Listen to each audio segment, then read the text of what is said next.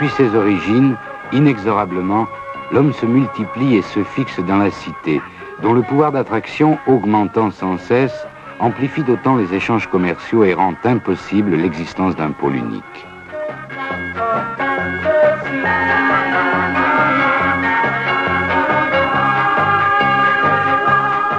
Ces pôles devront se multiplier pour éviter leur propre asphyxie.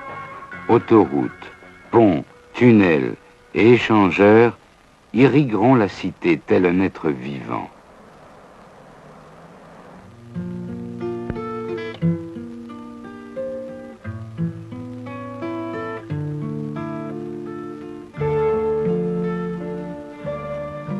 Les spectacles ne seront pas épargnés par cette révolution de la communication. Et l'image enregistrée se substituera petit à petit au théâtre, qui cessera d'être le seul écho cérémonial de la cité.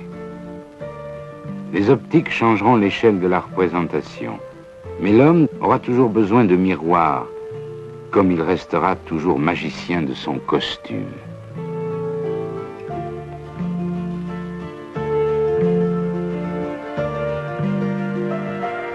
Paradoxalement, l'homme n'est pas seulement poussé vers le futur, il est aussi retenu par ses racines.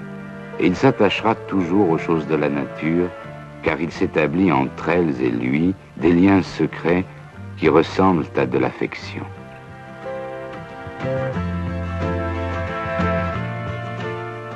Cet équilibre entre la nature et la civilisation a toujours été une des lois de l'histoire des villes.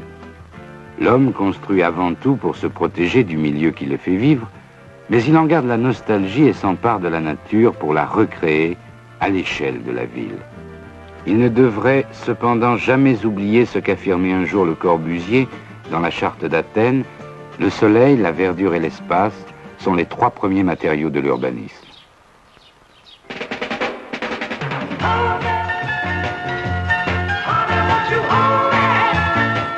Enfin, une ville n'est réellement vivante que lorsque les activités de chacun s'y déploient dans l'harmonie des rapports mutuels.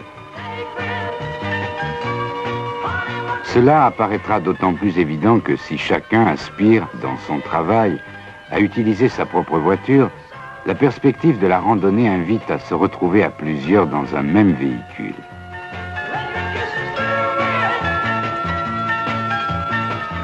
La cité engendre la multimotorisation, pas la route, qui nous invite dès ce soir à la fête des vacances.